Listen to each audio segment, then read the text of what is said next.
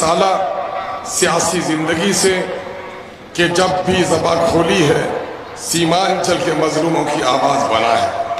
अपना यह सीमांचल जो पूरे बिहार में अमन सुकून का गहवारा है, दिल्ली और पटने की बेईमान सरकारों ने हमें पूरी तरह लूटा है। उसके लूटने में जितना कसूर है उतना कुछ सादा लोही का जुर्म भी हमारा है। अब तक हमने वोट देकर सरकार बनाया है और हमारे बुजुर्गों ने सरकार गिराई है। मैं अल्लाह के कसम के साथ ये बात कह सकता हूँ कि जिस वोट से सरकार बनाई जा सकती है, जिस वोट से सरकार गिराई जा सकती है, अगर हमने अकल से काम लिया तो उस वोट के जरिए अपने इलाके की तस्वीर और अपने नस्लों की तकदीर बदली जा सकती है। आज जरूर इस बात की है उस वोट का इस्तेमाल उस अंदाज से किया जाए। मैंने कहा है और बार बार कहा है, वोट अमानत है, वोट शहादत है, वोट जमहूरियत का में अवाम का सबसे बड़ा हथियार है। मैं इससे तलवार से ताबीर करता हूँ। वोट तलवार है, सिपाही को दोगे तो तुम्हारी हिफाजत करेगा, किसी जालिम को दोगे तो तुम्हारी तलवार से तुम्हारी गर्दनें काटी जाएंगी। हमने बार बार यह तलवार कांग्रेस को दी है और हर बार मेरी तलवार से मेरी गर्दन काटी गई है। वक्त कम है, मैं बता दूं अजीजों, नौजवानों, ताज़ा नौजवानों, तारीख के उन औराक से जिससे आपको वाकिफ होना ज़रूरी है। मुल्क की आज़ादी के बाद से लेकर सन 1985-87 तक मुसलमानों ने एक तरफा तौर पर कांग्रेस को वोट दिया, लेकिन उसने क्या सौगात दिए। बाबरी मस्जिद में मूर्तियां कांग्रेस ने बैठाई और अगर ये मूर्तियां न बैठाई जाती तो आज हमारी बाबरी मस्जिद नहीं टूटती। बाबरी मस्जिद टूटने का भी गम है, लेकिन एक और गम है कि अगर बाबरी मस्जिद में मूर्तियां न बैठाई जाती तो मुल्क के हिंदू और मुसलमानों में यह तफरीक पैदा नहीं होती। यह तफरीक अगर किसी ने पैदा की है तो कांग्रेस उसकी जननी है। आज बीजेपी को इस मकाम पर किसी ने पहुंचाया है तो कांग्रेस ने पहुंचाया है। यही नहीं, फसादात में लाखों मुसलमानों की जानें, कारोबार के लूटने का मामला, मुरादाबाद से ईदगाह में नमाजियों के सीने पे गोली, हाशिमपुरा में हंडन नदी के किनारे गोलियां, भागलपुर में मुसलमानों की लाशों पर गोभी की खेती, ये सब कुछ कांग्रेस से सौगात रहे हैं। कांग्रेस के चाल चलन और चेहरे को देख लो। 2014 में आप सबने वोट दिया और अख्तर ईमान ने कुर्बानी देकर हजरत मौलाना असराउल कासमी के जीत को यकीनी बनाया। लेकिन जब हमारी शरीयत पर, तलाक बिल पर हमला हुआ, इस जालिम कांग्रेस ने हमारे एक आलिम दीन को अपने शरीयत के लिए भी बोलने की इजाज़त नहीं दी। नौजवानों में मुबारकबाद देता हूँ कि जुर्म कभी न कभी सजा ले ही लेते। जिस जुर्म की पादाश में अल्लाह का शुक्र है आज पूरे किशनगंज में नौजवानों ने तय कर लिया है, ए कांग्रेस के गुलामों, तुम्हारी पार्टी ने मेरे मौलाना को शरीयत के मामले में पार्लियामेंट में बोलने नहीं दिया है, तुम नाकारा हो, तुम मेरी बस्ती में भी आवाज नहीं लगा सकते हो। आज पूरे इलाके में यह नजारा देखने को मिल रहा है। और किसी ने कहा भी था, आवारा हो तो भगा क्यों नहीं देते, नाकारा हो तो सजा क्यों नहीं देते। मैं हूं जावेद, 5 साल तक न देखोगे मेरी सूरत, मुझे एमपी बना क्यों नहीं देते। 5 सालों तक आपने सूरत नहीं देखी। मेरे भाइयों, इस वक्त कांग्रेस पार्टी का जो जुर्म है वो अपनी जगह है, लेकिन यह नाकारा सांसद, पार्लियामेंट में नौजवानों 3 काम, पार्लियामेंट से बाहर 1 काम। नंबर 1 वो कानून बने मुल्क के लिए, मिल्लत के लिए, इलाके के लिए मुफीद तो उसकी हिमायत, अगर मुखालिफ तो उसकी मुखालिफत। यहाँ पर एक बार भी उसकी जबान न खुली। मुल्क के खजाने से, टैक्स के पैसे से तरक्की में हिस्सेदारी, कहीं जबान नहीं खुली। सरकारी मंसूबों को जमीन पे उतारने के लिए कहीं जबान नहीं खुली। अवाम के दरमियान में बेदारी, उनके मसाइल का हल, कहीं जबान नहीं खुली। ये चारों सवाल सही है, सही है। इस चारों सवाल का जवाब जावेद के पास है? नहीं है। जिसके पास हमारे सवालों का जवाब नहीं है, क्या वो हमारा नुमाइंदा बन सकता है? नहीं बन सकता है। तो ये तय कर लो कि हम चाहें तो तख्त पे बैठा सकते हैं, हम चाहें तो तख्त से उतार सकते हैं। अब की बार भाई जनाबे तस्वीर साहब ने कहा पोठियार लोगला पहले की गोजिल अरे नजर नाकारा छे की करबो पोठियार छे गालियों दुआ है वोटो दुआ हो, लेकिन अब की बार पोठियार लोगला की बोलो नहीं नाकारा गाली दूमू न वोट दूमू, अब की बार ताख्तोड़ी मानो वोट दूमू, ये तय कर दिया है लोगों। आज पूरे इलाके में फिरो, कांग्रेस के जमानत जब्त करने का फैसला लोगों ने कर लिया है। दूसरी तरफ आओ, एक नटवर लाल आया है, छोटा मोदी कहो या नाटा मोदी कहो, जो आज से 3 महीना पहले कहता था मोदी भगाओ देश बचाओ।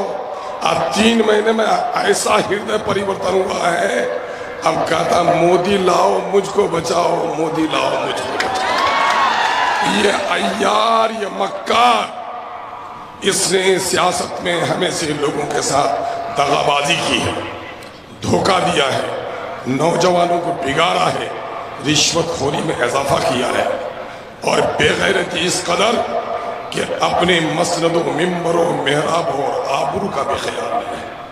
मुजाहिदों के सैदाइयों सुन लो, किशनगंज की यह सरजमीन गरीब हो सकती है, तुम्हारे तरह जमीर फरोश नहीं हो सकती है। और क्या है, 2010 में तुम बीजेपी के साथ आए थे, कोचा दमन के लोगों ने नकार दिया तुमको। 2014 में अख्तरुल ईमान के खैरात पर तुम एमएलए बने, जब अख्तरुल ईमान ने जजियों को भाजपा से अलग किया। 2015 में तुम एमएलए गठबंधन के नाम पर बने। 2020 में जब तुम फिर भाजपा के गोद में गए तो कोचा धामन के लोगों ने ऐसी सबक पढ़ाई है जिसकी पिटाई से अब भी तुम्हारे आंखों के आंसू बंद नहीं हुए। और आज जबकि पूरे मुल्क में मोदी ने एक तरफा तौर पर मुसलमानों के खिलाफ एक खौफ का माहौल तारी कर दिया है, एक डर का माहौल तारी कर दिया है।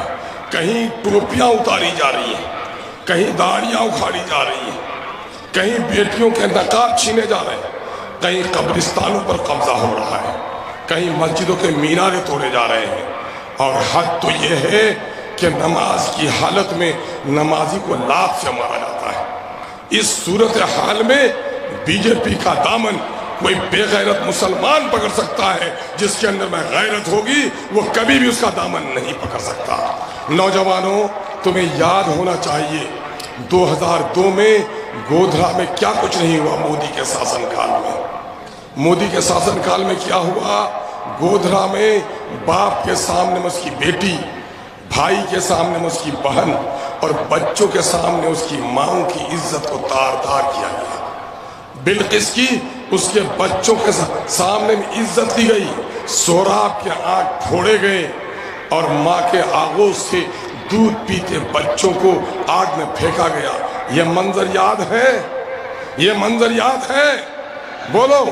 अरे ये खामोश मिजाजी तुम्हें जीने नहीं देगी। इस दौर में जीना है तो कोहराम मचा दो। ये मंजर याद है? सीएए का काला कानून बना, कूद कूद के तकरीर करता था कि हम सीएए के खिलाफ हैं, और उसका आका नीतीश कुमार सीएए के समर्थन में वोट दे रहा था। 370 और तलाक बिल में नीतीश ने मोदी का साथ दिया।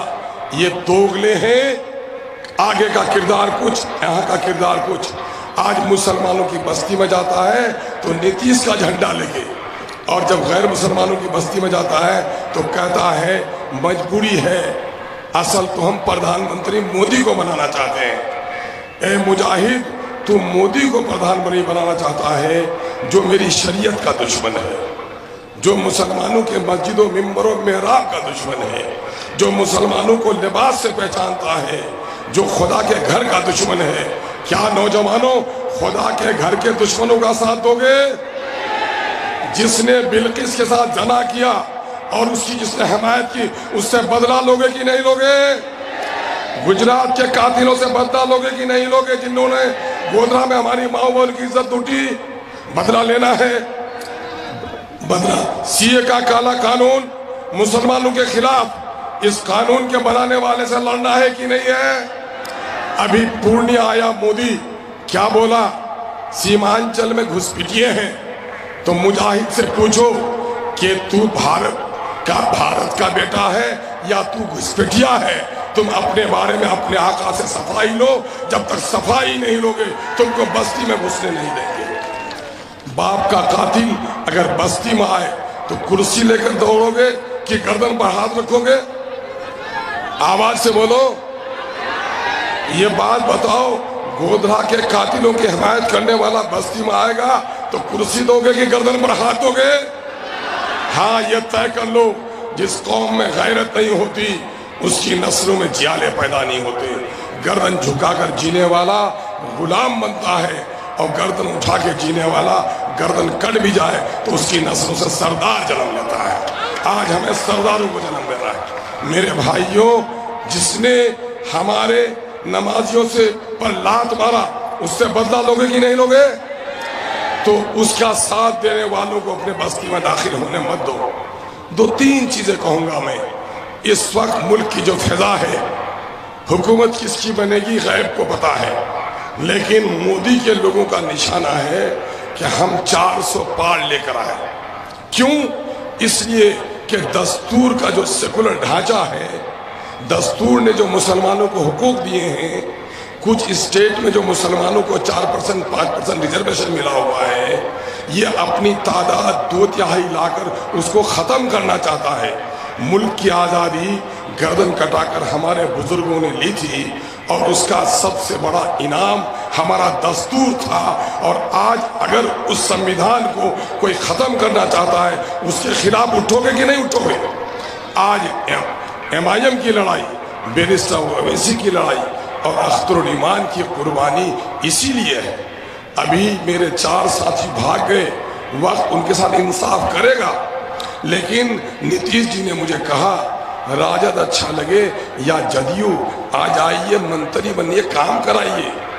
अख्तरुल ईमान के पांव नहीं डगमगाए। कांग्रेसियों ने कहा मेरा टिकट ले लीजिए। 2019 में कहा मेरा टिकट लेकर लड़िए। अहमद पटेल साहब ने मेरे दोस्तों को भेजा। मेरे भाई, अख्तरुल ईमान के पांव नहीं डगमगाए। कई मौके आए इन लोगों ने, लेकिन अख्तरुल ईमान को ये जिद क्यों है? जरा दिल पर हाथ रखकर सोचो। कुछ वसूलों का नशा था, कुछ मुकद्दस ख्वाब थे, यही फी जमाना शहादत के असबाब थे। वो मुकद्दस ख्वाब क्या है? वो मुकद्दस ख्वाब ये है कि आज इस मुल्क में जात पर आधारित राजनीति, यादव 14% अपना लीडर बना लिया, 3% माझी ने अपनी पार्टी बना ली, 2% मल्लाहू ने अपनी पार्टी बना ली, 6% कोयरी कुरियों ने अपनी पार्टी बना ली। ऐ गय्यूर मुसलमानों और दलितों, आपकी कोई पार्टी नहीं। मैं इसलिए मौजूद नहीं बना कि मैं वो जली हुई ईंट हूं। मैं बुनियाद बनूंगा, किराए के महल में नहीं, छोटी सी झोपड़ी अपनी अलग खड़ी करूंगा। आज वही वजह है कि हमने ये कुर्बानी दी है और किशनगंज को इस मकाम पे लाया है कि एक अदर टिकट के खातिर किशनगंज के न जाने कितने लोग दिल्ली और पटना की दरबारी कर रहे थे। लेकिन अल्लाह का शुक्र है, बैरिस्टर असदुद्दीन ओवैसी की सियासी हिकमत अमली, आप सबों का सपोर्ट और अख्तरुल ईमान की कुर्बानी ने आज किशनगंज को यहाँ पहुँचा दिया है कि किशनगंज के बेटे के पास पूरे बिहार के लोग आकर एक अदर टिकट का मुतालबा कर रहे हैं। इस ताकत को समझो। देखो, जिस्म कितना तवाना हो, अगर गर्दन नहीं है तो वह लाश है। जिस जिस्म में गर्दन नहीं वो लाश है। जिस बस्ती का कोई सरदार नहीं वो बस्ती बर्बाद है। और जिस कौम का कोई लीडर नहीं वो कौम भी मानिंदे लाश है। कल तक दिल्ली की सल्तनत हमारी थी, लाल किला पर परिंदा भी उड़ते हुए घबराता था। आज दिल्ली की सड़कों में नमाज की हालत में लात मारे जा रहे हैं। आओ एक सियासी जमात को खड़ी करो। MIM उसी का नाम है। हम वजीर बनने के लिए नहीं आए हैं, अपनी कौम को अपनी लीडरशिप देने के लिए आए हैं। मुझको जो साथ दिया है लोगों ने, मैं कोचाधाम में इलेक्शन लड़ा, बहादुर के लोगों ने जाकर साथ दिया। मैं अमोर में इलेक्शन लड़ा, बहादुर ने कोचाधाम के लोगों ने साथ दिया। लोगों, आपकी इतनी कुर्बानियां मेरे साथ हैं। मेरी नस्लें भी आपके इस हुस्न सलूक और आपके इस खुलूस का बदला नहीं दे सकती। लेकिन अल्लाह का शुक्र है कि मैंने भी वो काम किया है, कि मैं वो काम कर रहा हूं कि 70-75 सालों के बाद सबसे पहले अगर मुस्लिम क़यादत दाखिल होती है पटने के असेंबली में, तो वो सीमांचल का बेटा अख्तरुल ईमान के हवाले से दाखिल होती है। पटने की दरो दीवार को आज खौफ है। आज लालू सोता है तो दिल धड़कता है, मुसलमान मेरी गुलामी से निकल गया।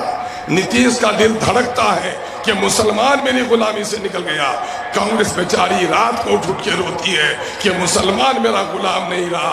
अवैसी ने कैसी आज़ादी दी है कि पूरे हिंदुस्तान में मुसलमान आज तख्तो ताज की नहीं अपने क़यादत की लड़ाई लड़ रहा है।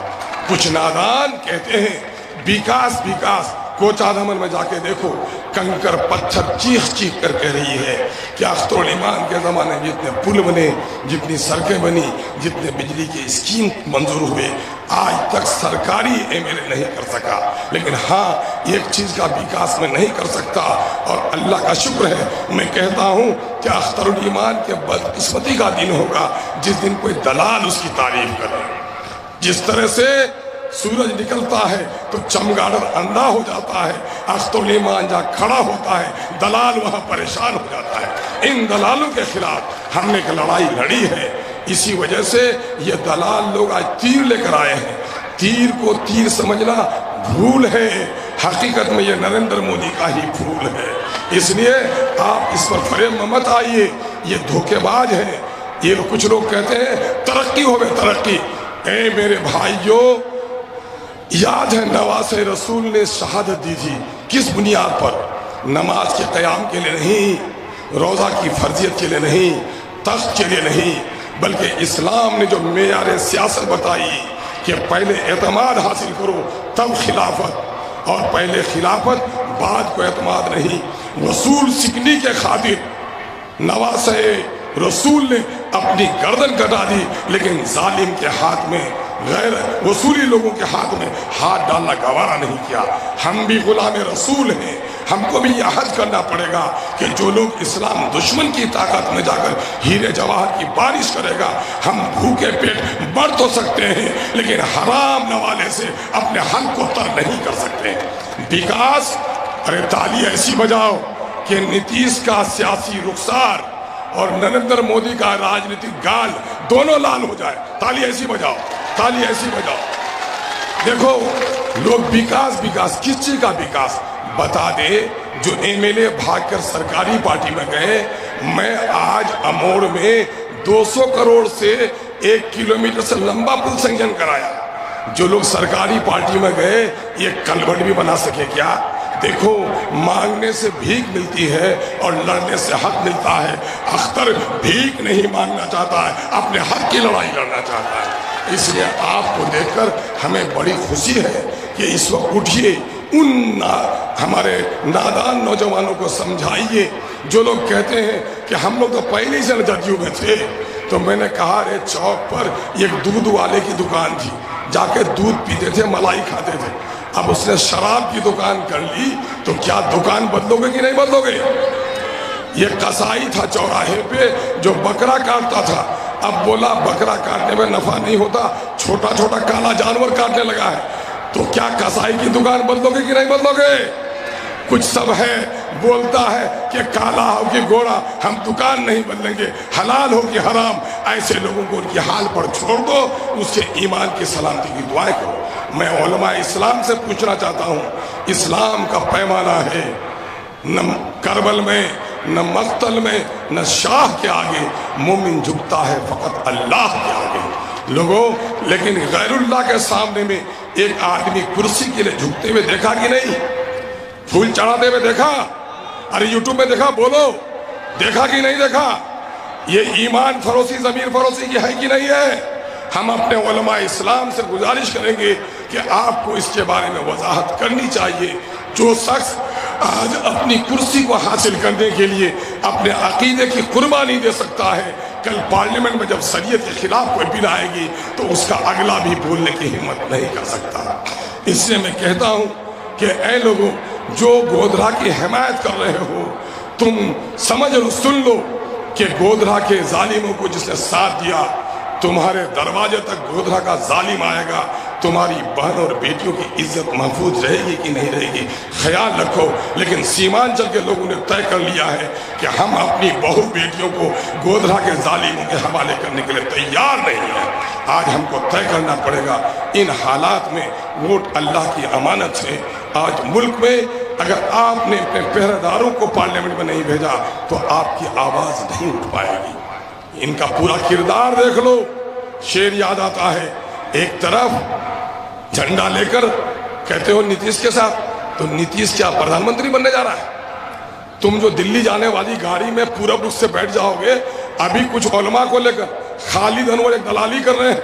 ये लोग वार्ड मेंबरी भी नहीं जीत सकते हैं, मालिश करके एमएलसी बन गया है, आके हमारे कुछ उलमा को बहस कराता है। देखिए, समझिए, सरकार उन्हीं की बनने जा रही है और सरकार बनेगी तभी आपका मदरसा का डीएटीए बढ़ेगा, तभी हम लोग कुछ काम कर सकेंगे, तभी सड़क बना सकेंगे, तभी पुल बना सकेंगे। मैं उन दलालों से कहना चाहता हूं, तुम हमारे उलमा के ज़मीर को नहीं खरीद सकते। हमारे उलमा भूखे प्यासे अपना मकतब चला सकते हैं। तुम्हारे हीरे जवाहर की बारिश भी होगी तो तुम्हारे हराम नवाले को उठाने के लिए तैयार नहीं है। और अगर ऐसे हो जाए लोग, तो फिर तरक्की के नाम पर तवायफ के बारे में क्या ख्याल है? 5 साल तक तवायफगिरी करे कोई और इलेक्शन के सामने पैसे बांट दे, और जो सच्चा खादिम काम करे उसको हक न मिले, ये जुल्म है कि नहीं है? आज कांग्रेस के लोग हमारे लोगों को खरीद रहे हैं, हमारे लोगों को खरीद रहे हैं। कल तक जो नौजवान अवैसी जिंदाबाद कर रहा था, आज उसकी जबान बदलने की कोशिश। मेरे पास पैसे नहीं है, लेकिन हाँ, जिस्म के अंदर में जो खून का एक कतरा है, वो जालिमों के खिलाफ मजलूमों को हक दिलाने के लिए, और सीमांचल से एक ऐसी क़यादत जो बिहार के मजलूमों की आवाज़ बन सके, उसके लिए मैंने तय कर लिया है। जहाँ तक जाना पड़ेगा मैं चाहूँगा, लेकिन जालिमों से कभी समझौता नहीं करूँगा। इन जालिमों के लिए, इन दो नस्लों के लिए, इन दोगलों के लिए एक बड़ा अच्छा शेर पढ़ा के शायर ने कि इश्क कातिल से और मकतूल से हमदर्दी भी, ए मुनाफिक इस मोहब्बत की जदा किससे मांगेगा? सजदा खालिक को भी और इबलीस से याराना भी, कल हश्र के मैदान में बोल मुनाफिक जजा किससे मांगेगा? एक तरफ मुसलमानों की मस्जिद में हाजिरी, दूसरी तरफ मुसलमानों की मस्जिद के तोड़ने वालों को ताकत, ये सीमांचल की जमीन बर्दाश्त नहीं करेगी। नौजवानों, हम और आप अपने महबूब लीडर को सुनना चाहते हैं। बदला लेना चाहते हो सीएए वालों से? बोलो। जिसने हमारे नमाजी को नमाज की हालत में लात मारा, उसको लात मारना चाहते हो? क्या दिल्ली जाके लात मारोगे? मैं तुमको बताता हूं, 26 अप्रैल को जब पतंग के निशान पर वोट डालोगे तो हमको लात मारने वालों के सर पर जूते बरसेंगे इंशाअल्लाह। और हौसलों से इतना पतंग उड़ाओ, इतना पतंग उड़ाओ कि सीमांचल बोले पतंग पतंग पतंग, और दलालों की नस्लों को क्या चीना क्या कर दे, तंग तंग तंग। उड़ाओ सब मिलके पतंग, दलालों को जीना कर दो तुम हम तंग। सीमांचल के नौजवानों की तरफ से चंद मिसरे याद आते हैं। फूल नफरत का चमन में अपने खिलने नहीं देंगे, तीर अदावत की दुश्मनी की, जात पात की भेदभाव की, तीर अदावत की अपनी बस्ती में चलने नहीं देंगे। फूल नफरत का चमन में अपने खिलने नहीं देंगे, तीर अदावत की अपनी बस्ती में चलने नहीं देंगे। किशनगंज पार्लियामानी हल्के के नौजवानों ने खाई है कसम, दलालों को नेता कभी हम बनने नहीं देंगे, दलालों को नेता कभी हम बनने नहीं देंगे। ठीक है, दलालों को नेता नहीं बनने देना है। कांग्रेस ने मस्जिद तोड़वाई कि नहीं? राजद ने नौकरियों में धोखा दिया कि नहीं? अभी जाति आधारित गणना आई है, बिहार में 2,31,00,000 मुसलमान है, नौकरी में हिस्सेदारी उनकी होती है 3,68,000। 1,72,000 नौकरी देकर 1,95,000 पढ़े लिखे नौजवानों को नौकरी से महरूम रखा। सीमांचल जो आज गरीब है, माँ मरती है, दिल्ली पंजाब में बेटा रोता है, हर महीने में जो मरी हुई लाश आती है। सुन लो जरा, कहता हूं, मैं असेंबली में गया, मैंने कहा माननीय मुख्यमंत्री जी, जो बीवी बच्चों को छोड़कर कमाने मजदूर जाता है, वो 100 रुपये कमा के लाता है, तो 30 रुपए आपको, 20 रुपए दिल्ली को देता है। बाहर मर जाता तो उसकी लाश नहीं आती, उसकी बीवी रोएगी कि लाश लाएगी, लाश लाना होगा। सरकार ने कानून बनवाया और मंत्री ने कहा, अख्तर साहब ने वकालत की थी, मजदूरों को बाहर से लाने का सरकारी खर्च पर एहतमाम हो गया। और आज दलाल चंदा की लाश में जाके फोटो के पास मुस्कुरा के कहता है, दरख्त गिरा आंधी में और पगला बोला हमने उखाड़ा। लाश आती है चंदे में और जाके कुछ एम्बुलेंस देके बोलता है हम लाश लेके आते हैं। तो तुम कब्र खोदने में रह जाओ और यही तुमको नसीब हो। हम सीमांचल को आबाद करने की लड़ाई लड़ रहे हैं इस वक्त सुरजापुरी की आबादी 24.5 लाख, नौकरी में हिस्सेदारी होती है उनकी 39,000, सिर्फ 15,000 नौकरी मिली। डॉक्टर फरीद भाई जो आज हमारे शेरशाहबादी भाइयों का 99% अख्तरुल ईमान नहीं पतंग के साथ है, मजलिस के साथ है, उनकी आबादी 13 लाख, नौकरी में हिस्सेदारी उनकी होती है 21,000, नौकरी सिर्फ 5,500। औरों को 3 गुना 4 गुना नौकरी और मुसलमानों को आधे से कम नौकरी। ये जुल्म हुआ कि नहीं राजद के जमाने में? ये 30 साल की नौकरियां हैं। और कुछ सब लोग कहता कि नीतीश कुमार नौकरी दे दिया। अरे नीतीश कुमार अपने बाप के घर से नौकरी दे दिया? ये तो बताओ, रिलीफ बांटा है तो ताली बजाते हो, आज जिसने घर जलाया उसको गाली नहीं दोगे? आज अगर टीचरों की बहाली होती तो कहते नीतीश कुमार। अरे भाई कहां से राजी अल्लाह है, राजी कोई से बेईमान है तुम्हारा? जिन लोगों ने 25 साल तक तुम्हारे स्कूलों में मदरसों में बहाली नहीं की, उसका वो जुल्म याद नहीं? आज नौकरी मिल जाती है तो उसका ताली बजाते हो। तुम्हारी नस्लों को जो प्राइमरी स्कूल में जो हाई स्कूल का इम्तिहान पास कराया, तुम्हारे बच्चों की सलाहियत को गर्क किया, उसको नहीं देखोगे? मेरे भाइयों, आज 30 साल की नौकरी में राजद, कांग्रेस, जदयू, भाजपा सब ने हमको लूटा है। धोखा दिया कि नहीं? कांग्रेस ने मस्जिद उड़वाई, राजद ने नौकरी से महरूम रखा, जदयू ने तमाम तर मुस्लिम दुश्मनी कानून में साथ दिया, भाजपा ने गर्दन काटी। सबने धोखा दिया कि नहीं? पार्टी ने एक नारा तैयार किया है और मुझे हुक्म हुआ है कि मैं अपने इलेक्शनी मुहिम में इस नारे को घर घर तक पहुंचाऊं। साथ दोगे नारा लगाने में? मेरी आवाज फंस गई है, आपकी आवाज ऐसी होनी चाहिए कि नरेंद्र मोदी और नीतीश कुमार के कान का हड़िया फट जाए। बाजू उठाओ कि आसमान घबराए, आवाज ऐसी कि दुश्मन घबराए। मैं जो बोलूंगा बोलोगे? इनकलाब, ऐसी आवाज बहादुरों की होती है, बहादुरों की सरजमीन है। इनकलाब, इनकलाब। अब सुनो नारा, जो बोलूंगा वही दोहराना मेरे भाइयों। सबने दिया है हमको चोट, जो बोलता हूं वही बोलूं। सबने दिया है हमको चोट। अरे भाई जो बोलता हूं वही बोलो ना। सबने दिया है हमको चोट,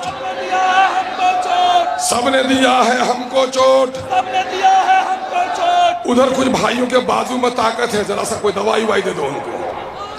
सबने दिया है हमको चोट, सबने दिया है हमको चोट, सबके दिल में है खोट, अब न देंगे इन बेईमानों को वोट, अब न देंगे इन बेईमानों को वोट, अब न देंगे इन दल्लालों को वोट, अब अपनी पार्टी अपना वोट, अब अपनी पार्टी अपना वोट। इनकलाब, पतंग का निशान, बैरिस्टर सऊदी अवैसी, बहादुर के बहादुर जवान।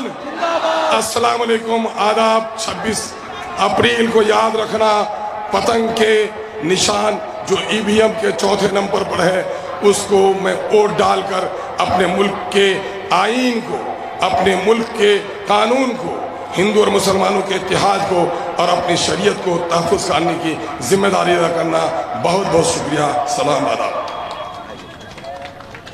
अब मैं आपके बीच उस शख्सियत को बुलाने जा रहा हूं जिनको सुनने के लिए इस कड़क की धूप और शिद्दत की गर्मी में भूख प्यास को बर्दाश्त कर आप सब दिन के 2 बजे से यहाँ जमे हुए हैं। जोरदार तालियों से स्वागत करें बैरिस्टर असदुद्दीन ओवैसी साहब।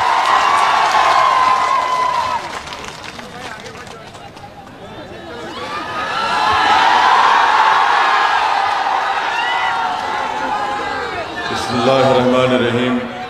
अस्सलामु अलैकुम व रहमतुल्लाहि व बरकातुहू। मोअज़्ज़िज़ हाज़रीन कराम, बुज़ुर्गान कौम और मिल्लत, मेरी इज़्ज़तदार माँ और बहनों और गयूर नौजवान साथियों, शहनशीन पर तशरीफ़ फरमा बिहार प्रदेश के मजलिस इत्तेहादुल मुस्लिमीन के सदर वो रुकन असम्बली बरादरम मोहतरम अख्तरुल ईमान साहब, हैबर बाबा साहब ज़िला सदर किशनगंज, मेरे भाई तसीरुद्दीन साहब, मुखिया शाहिद साहब, गाजी साहब, डॉक्टर फरीद साहब, तौसीफ साहब, मासूम साहब, जुमन साहब, इमरान साहब, राशिद साहब, मोहम्मद सोनू साहब, साजिद साहब और शाकिर साहब और तमाम मेरे मजलिसी रुफ़ा, मैं आप तमाम का बेहद शुक्रगुजार हूँ कि आप अपना कीमती वक्त निकाल कर आज के इस किशनगंज के पार्लिमानी हल्के के इंतखाबी जलसे में आपने शिरकत की।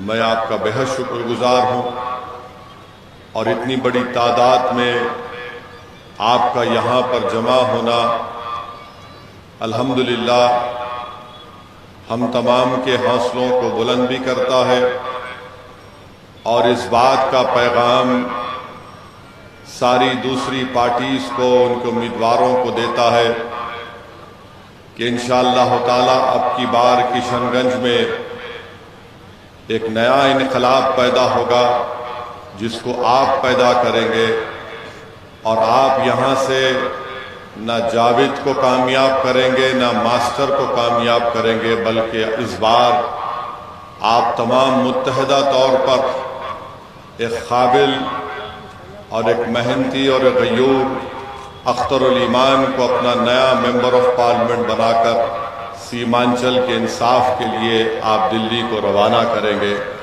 मुझे यकीन है इन नौजवानों के चेहरों को मैं देख रहा था यहाँ पर बैठकर और उनके चेहरों को देखने के बाद मुझे एक इत्मीनान भी हुआ कि उन चेहरों के पेशानियों पर कोई बल नहीं था, वो मुतमईन है और साथ ही साथ वो बेचैन है 26 तारीख के लिए, क्योंकि नौजवानों आप जानते हैं कि सीमांचल की इंसाफ की लड़ाई अगर किसी ने शुरू की तो मजलिस इत्तेहादुल मुस्लिमीन ने शुरू की। यकीनन मरहूम तस्लीम साहब ने अपनी ज़िंदगी में इस काम का आगाज़ किया था, मगर मजलिस इत्तेहादुल मुस्लिमीन ने सीमांचल के इंसाफ की लड़ाई को अपनाया। हमने बिहार में अगर अपने सियासी सफ़र का आगाज़ किया तो सीमांचल की इंसाफ की लड़ाई से हमने आगाज़ किया। लफ्ज़ सीमांचल न राजद बोलती थी, न कांग्रेस, न जेडीयू, बल्कि मजलिस इत्तेहादुल मुस्लिमीन ने सीमांचल की नाइंसाफ़ी की बात की। तो मैं आपको ये बात बताना चाहता हूँ कि आपने जो सियासी शऊर अपने आप में बेदार किया, आज से 2 या 3 दिन पहले जब नरेंद्र मोदी पूर्णिया को आए तो उनको भी हालत मजबूरी में सीमांचल बोलना पड़ा। तो यकीनन हमने पहली कामयाबी हासिल कर ली। हमने इस इलाके को सीमांचल के नाम से जब पुकारना शुरू किया, अब हर पार्टी सीमांचल के नाम से, भारत का ये सबसे पसमानदा और पिछड़ा इलाका है और इसकी इंसाफ की लड़ाई उसी वक्त मुकम्मल हो सकती है जब आप अपने वोटों से एक मुतहरिक और फाल और एक ईमानदार और मेहनती शख्स को किशनगंज से अपना एमपी बनाकर दिल्ली को भिजाएंगे। आपने जावेद साहब को मौका दिया और आप जानते हैं कि मौजूदा रुकने पार्लिमान ने किशनगंज की जनता के लिए, किशनगंज की आवाम के लिए, माँ और बहनों के लिए कोई काम नहीं किया और आज भी कांग्रेस पार्टी के पास किशनगंज में कोई दिखाने के लिए कोई चीज़ नहीं है। और वही ये कह रहे हैं कि नहीं नहीं हमको वोट दे दो, हम सेक्युलर पार्टी हैं, हम फलां काम कर देंगे, MIM पार्टी को मत दो वरना बीजेपी आ जाएगी। मैं आपसे अर्ज करना चाह रहा हूं कि जावेद साहब नाकारा MP साबित हुए हैं। ये मैं नहीं कह रहा हूं, कांग्रेस पार्टी की एक जलसे में कांग्रेस के कुलहिंद सदर जनाब खरगे साहब बैठे हुए हैं और उनकी मौजूदगी में साबिका रुकन असम्बली तौसीफ साहब ने जनता के सामने ये कह दिया कि जावेद साहब आपने किशनगंज की जनता के लिए काम नहीं किया और आप कहीं पर भी नजर नहीं आए। बोला था ना, ये हम झूठ तो नहीं बोल रहे हैं। जब उन्हीं के पार्टी के एक जिम्मेदार कायद ये कह रहे हैं, लीडर ये कह रहे हैं कि जावेद तुमने काम नहीं किया और तुम गायब थे, तुम नजर नहीं आए, तो एक मानो में कांग्रेस पार्टी ने इस बात की तस्दीक कर दी कि जावेद ने काम नहीं किया, किशनगंज की जनता से उनकी कोई मुलाकातें नहीं हुई। और फिर मैं आपको एक और चीज याद दिलाना चाहूंगा। जब कोविड में लोग परेशान थे, आपने जावेद को देखा या अख्तरुल ईमान को देखा? बताइए आप। जब कोविड में लोग परेशान थे, बीमार थे, सीमांचल की अवाम अगर हैदराबाद में फंसी हुई थी, मुंबई में फंसी हुई थी, तो उनको वापस लाने का इंतजाम या उनकी कोशिश करने का इंतजाम अगर कोई कर रहा था तो जावेद नहीं कर रहे थे, अख्तरुल ईमान की क़ियादत में मजलिस कर रही थी। मेरे अजीज दोस्तों और बुजुर्गों, जब तौसीफ साहब ने खुद ये कह दिया कि जावेद नाकारा है, तो बहादुरगंज की जनता का काम ये है कि वो अपने वोट को जाय होने से बचाएं, अपने वोट को इस्तेमाल ना करें जावेद के लिए, क्योंकि याद रखिए अगर आपका वोट जाय होगा तो खुदा ना खास्ता इसका फायदा बीजेपी और JDU को हो सकता है। मुत्तहिदा अपने वोट का इस्तेमाल करिए, तभी जाकर हम किशनगंज से एक हरकियाती शख्स अख्तरुल ईमान को हम कामयाब कर सकेंगे। आप एक एक वोट को अपने अख्तरुल ईमान साहब की कामयाबी के लिए इस्तेमाल करिए। और जावेद साहब ने कहीं पर यह कहा, मैंने एक जलसे में कहा भी सुबह में, कि जावेद साहब ने अपने एक इंटरव्यू में या भाषण में कहा कि उन्होंने 5 साल में किशनगंज की पार्लियामेंट कॉन्स्टिट्यूंसी में उन्होंने 1.5 लाख किलोमीटर पैदल चला है। 1.5 लाख किलोमीटर पैदल चला है। अब हम तो कांग्रेस पार्टी से कहेंगे कि आइंदा जब ओलंपिक्स होगा उसमें चलने का एक गोल्ड मेडल होता है, जावेद को भिजा दो, जावेद गोल्ड मेडल जीत के ला लेगा इंडिया के लिए। कोई 5 साल में 1.5 लाख किलोमीटर चलने का मतलब यह है कि रोज 100 किलोमीटर चलना पड़ेगा उसको। हाँ, घर से नहीं निकलता है वो। तो मालूम हुआ कि जावेद और मोदी में लंबी लंबी फेंकने का कंपटीशन चल रहा है। यानी कुछ तो ढंग की बात करिए। जनता को बेवकूफ समझते हैं क्या ये लोग कि मैंने 5 साल में 1.5 लाख किलोमीटर पैदल चला है? अरे अगर आप 1.5 लाख किलोमीटर चले तो 10,000 किलोमीटर पर हैदराबाद है, हमसे मिल लेते आके आप। अरे बताइए आप कितना झूठ बोलते हैं। तो आपसे हमारी अपील है बहादुरगंज की जनता से कि आप अख्तरुल ईमान साहब को कामयाब करिए। याद रखिए, जब कोई पार्लियामेंट जाता है तो पार्लियामेंट कोई जाकर सिर्फ उस पार्लियामेंट की बिल्डिंग को देखकर खुश होने के लिए नहीं बैठता है वहां पर। वो जब पार्लियामेंट को जनता भिजाती है किसी को अपना सांसद बनाकर, तो उम्मीद करती है कि उनकी तकलीफ का जिक्र करेगा, वो उनकी लड़ाई लड़ेगा। अलीगढ़ मुस्लिम यूनिवर्सिटी का मसला है। जावेद बोलते हैं कि मैंने बड़ी कोशिश की, आपके बिहार में एक एमजीएम कॉलेज है, वो यूनिवर्सिटी में तब्दील हो गया, तो बताओ तुमने क्यों नहीं किया अलीगढ़ का काम? आप नहीं किए काम अलीगढ़ का। जिस वक्त अलीगढ़ यूनिवर्सिटी का कैंपस का यहां पर इफ्तिताह किया गया, डॉक्टर मनमोहन सिंह की सरकार थी, आपका वजीर आजम था, यूपीए का आपका था। जब केरल में अलीगढ़ का कैंपस मुकम्मल तौर पर बन गया, तो यहां पर सीमांचल में किशनगंज में क्यों नहीं बना? ये किसकी जिम्मेदारी है, किसने नहीं किया? और फिर आप जानते हैं कि रोड का मसला है, कई रोड खराब है, जावेद को उसकी फिक्र नहीं है। और फिर यहां पर बगैर रिश्वत के म्यूटेशन का काम होता है क्या, बताइए? हम झूठ तो नहीं बोल रहे ना? बगैर रिश्वत दिए म्यूटेशन का काम नहीं होता। हर काम का एक कमीशन है। कमीशन किसके पास जाता है? कमीशन किसके पास जाता है? अब आप बताइए, जावेद साहब उसको भी नहीं रुका सके, कुछ नहीं रुका सके। और फिर साथ ही साथ आप जानते हैं कि किशनगंज का जो रेलवे स्टेशन है, पूरे सीमांचल में सबसे ज्यादा पैसा वही कमाता है।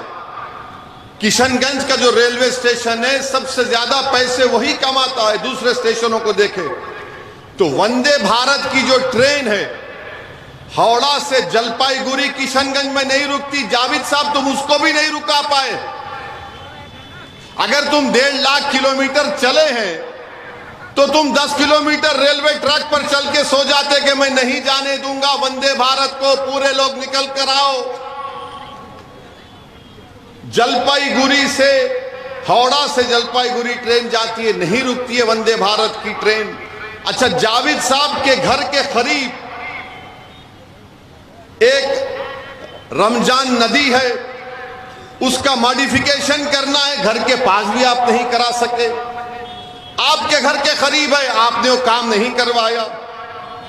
और मेरे अजीज दोस्तों और बुजुर्गों, किशनगंज जिला बना 1990 में। किशनगंज जिला बना 1990 में। इस जिले में एक लाइब्रेरी नहीं है, एक लाइब्रेरी नहीं है। आप कैसे एमपी को वोट डालेंगे जो एक लाइब्रेरी नहीं बना सकता अपने पार्लियामेंट कॉन्स्टिट्यूंसी में? अपने घर के करीब रमजान नदी का मसला है, नहीं करवा सके। कई गवर्नमेंट के कॉलेजेस नहीं है, अस्पताल नहीं है। 5 साल में जावेद साहब ने क्या निशांदरा घाट के ऊपर ब्रिज बनाया? क्या मटियारी के ऊपर ब्रिज बनाया? नहीं बनाया। जावेद साहब ने बनाया है, बनाया। हम सही कह रहे हैं ना? फिर आप जब ये हां हां कह रहे हैं, तो फिर 26 तारीख को क्या करेंगे? अब आप देखते जाइए, यहां बहादुरगंज के कई बच्चे भारत के कोने कोने होटलों में जाकर मजदूरी करते हैं, बर्तन साफ करते हैं, उसकी भी इनको फिक्र नहीं है। अच्छा, सुरजापुरी को एनेक्सर 1 में जावेद साहब ने लाया। सुरजापुरी को एनेक्सर 1 में जावेद साहब नहीं लाए, जबकि तेजस्वी और नीतीश को उन्हें सपोर्ट कर दिया कांग्रेस पार्टी ने। अरे तुम सत्ता में थे 2 साल, नीतीश ने कुलाटी 2 साल के बाद मारी थी ना, तुम 2 साल में करवा लेते, वो भी नहीं करवाया। अच्छा ये बताइए, बहादुरगंज को अनुमंडल का मौखफ दिलाया जावेद ने? बहादुरगंज को 25 साल से ये मुतालबा है आपका कि इसको अनुमंडल की मांग की जा रही है। आप सत्ता में थे कांग्रेस, मगर आपने बहादुरगंज को अनुमंडल का भी मौकफ नहीं दिलाया। तो मेरे अजीज दोस्तों और बुजुर्गों, बहादुरगंज में बहुत से काम करवाना बाकी है। मैं मानता हूं इस बात को कि जिसको आपने मजलिस के नाम पर वोट दिया वो छोड़कर भाग गए। भागने वाले भाग सकते हैं, मगर एक बात का यकीन कर लो आप, असदुद्दीन ओवैसी को अल्लाह जब तक जिंदा रखेगा, मैं किशनगंज और सीमांचल की लड़ाई लड़ता रहूंगा, कोई मेरे साथ ठहरे या ना ठहरे इंशाअल्लाह। ये मेरा, मैं आपसे वादा कर रहा हूं। अब जावेद साहब का एक अगर देखिए, जावेद साहब जो है बोले कि तो हर दिन एक दिन 100 किलोमीटर चले। मैं और अख्तर उल ईमान साहब 1 साल पहले, कौन सी जगह थी अख्तर भाई? खरखरी भरभरी में हम लोग 15 मिनट नदी में चले। कितनी देर चले? 15 मिनट। मैं अख्तर भाई चले पूरी जनता के साथ, सिर्फ 15 मिनट।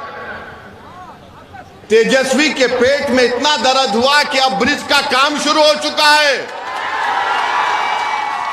तो जावेद, इसको चलना बोलते, जब हम चलते हैं तो तुम्हारा तेजस्वी हिलना शुरू हो जाता है। सिर्फ 15 मिनट चले तो एक ब्रिज, अगर अख्तर उल ईमान 6 महीने में 100 किलोमीटर चलेगा तो सीमांचल कहां जाएगा? तो जावेद के चलने में और हमारे चलने में फर्क ये कि जब हम चलते हुकूमतें हिलती हैं, डरती हैं, और जब जावेद चलता है तो किसी को पता ही नहीं होता कि ये चल रहा है या गायब उड़ रहा है। तो मेरे भाई, चलने में फर्क है। जब एक मर्द मोमिन चलता है तो बातिल कांपता है, जब कमजोर चलता है तो बातिल बोलता है अपना है, इसको जेब में डाल लेंगे। तो इसीलिए हम आपसे अपील कर रहे हैं कि 26 अप्रैल के दिन अपना एक वोट सीमांचल के इंसाफ के लिए, किशनगंज की तरक्की के लिए, विकास के लिए, यहाँ के नौजवानों के अच्छे मुस्तकबिल के लिए हम आपसे अपील कर रहे हैं कि अपने वोट को जाय होने मत दीजिए। अख्तर उल ईमान को अपना नया MP मुंतखब करिए, और जब अख्तर उल ईमान दिल्ली पहुंचेगा, इंशाअल्लाह आप तमाम की दुआ और अल्लाह के फजलो करम से नबी करीम सल्लल्लाहु अलैहि वसल्लम के सदक़े और तुफैल में, तो जावेद भी पार्लियामेंट में बैठता था। आपने जावेद को देखा पार्लियामेंट में बैठते हुए? कम देखा होगा। मगर जब अख्तर उल ईमान, असदुद्दीन ओवैसी और इम्तियाज जलील के साथ बैठेगा तो आपको पैगाम आएगा कि भारत के 3 दूल्हे बैठे हुए हैं भारत की पार्लियामेंट में, हमारे साथ अख्तर उल ईमान बैठेगा। दुनिया देखेगी और हम ताकतवर इख्तिदार में कोई भी होगा उसको बताएंगे सीमांचल से इंसाफ करना पड़ेगा। यह है बात। पार्लियामेंट जाना और बैठना नहीं, पार्लियामेंट में जब जाकर बैठते हैं तो सत्ता में मोदी हो या कोई भी हो, उसको डर लगना शुरू हो जाता है। अरे ये 2 मजलिस के MP हैं, मगर पार्लियामेंट के दरो दीवार को अपनी सच्चाई से हिला देते हैं। तो मैं आपसे अपील कर रहा हूं, अब के बार 2 नहीं 3 जाएंगे इंशाअल्लाह ताला। जाएंगे ना 3? आप तमाम अख्तर उल ईमान को अपना MP बनाकर कामयाब करेंगे बहादुरगंज से इंशाअल्लाह। अल्लाह आपके हौसला और अज़म को बरकरार रखिए। हमारे इस भाषण के बाद आज शाम से शुरू हो जाएंगे जो हमारी सफ़ों में जो अबू जहल, अबू लहब, मीर जाफर और मीर सादिक के जानशीन हैं, वो अभी से शुरू कर देंगे। ए अख्तर और असदुद्दीन ओवैसी के जज्बाती बातों में मत जाओ, बीजेपी को हराना है। मेरे भाई, 2019 में क्या यहां से JDU जीती या कांग्रेस जीती? बताओ। अख्तर उल ईमान को आपने जो भी वोट दिया नहीं दिया वो आपका फैसला था, मगर अब की बार आपको हम अपील कर रहे हैं कि अख्तर उल ईमान को यहां से अपना MP बनाइए। 10 साल हो या 2019 से 2024 का रिकॉर्ड उठाकर देख लो आप। ट्रिपल तलाक का कानून आया पार्लियामेंट में, क्या जावेद ने मुखालिफत की या असदुद्दीन ओवैसी ने मुखालिफत की? बताओ। CAA का काला कानून आया, कानून के बिल को असदुद्दीन ओवैसी ने फाड़ा या जावेद ने फाड़ा? बताओ हमको। यूएपीए का कानून आया जिसमें नौजवान सड़ रहे 5-5 साल जेल से। कांग्रेस पार्टी ने अमित शाह के बिल की तायीद की। किसने मुखालिफत की? असदुद्दीन ओवैसी और इम्तियाज जलील ने मुखालिफत की। मेरे भाई, ये मजलिस ने काम किया। आखिरी पार्लियामेंट का सेशन जो जनवरी में हुआ, नरेंद्र मोदी ने कहा कि 22 जनवरी की अहमियत क्या है। जावेद बोला या असदुद्दीन ओवैसी बोला, बाबरी मस्जिद जिंदाबाद, बाबरी मस्जिद जिंदाबाद। मैं चैलेंज कर रहा हूं जावेद को और ये मास्टर को, तुम अपनी जबान से सिर्फ बाबरी मस्जिद बोलो जनता के सामने किशनगंज की। तुम में हिम्मत है बोलने की? नहीं बोल सकेंगे, डरेंगे, कांपेंगे, इनकी रूह निकल जाएगी। इनको दिखेगा मलेकुल मौत सामने खड़ा है। किसने पार्लियामेंट में खड़े होकर कहा, सुनो बाबरी मस्जिद जिंदाबाद, बाबरी मस्जिद जिंदाबाद? 300 बीजेपी के एमपीज के सामने पूरी पार्लियामेंट में सन्नाटा हो गया। ये क्या कह रहा? मैंने कहा सच्चाई को बयान कर रहा हूं। जब तक जिंदा रहूंगा सच को बोलूंगा। जालिम को देखकर अपनी जबान पे कॉम्प्रोमाइज नहीं करूंगा। जमीर का सौदा करने वालों का नाम मजलिस इत्तेहादुल मुस्लिमीन नहीं है। तो मेरे अजीज दोस्तों और बुजुर्गों, हम आपसे अपील कर रहे हैं, 26 तारीख के दिन एक तारीख आपको लिखना है और अपना एक वोट सीमांचल और किशनगंज के तरक्की के लिए आपको पतंग के निशान पर बटन दबाना पड़ेगा। अब आ जाइए मास्टर पर। अब मास्टर पर आ जाइए। इनका नाम मास्टर मुजाहिद है ना? मास्टर क्यों बोलते? मास्टर क्यों बोलते हैं इनको? मगर इनका मास्टर कौन है? इनका मास्टर कौन है? इनका मास्टर कौन है? जोर से बोलो। इनका मास्टर मोदी है। जिसका मास्टर मोदी हो और मेरा और तुम्हारा मास्टर अल्लाह है, तुम किसको वोट दोगे? नहीं, अल्लाह के नाम के लिए मास्टर कह रहा हूं, वरना बोलेंगे ये मजहब को लेकर आ रहे। इनका मास्टर मोदी है। और फिर हर बीजेपी वाला कह रहा है हम मोदी के परिवार के हैं, बोलते हैं ना, हर बीजेपी वाला बोल रहा है हम मोदी के परिवार के हैं।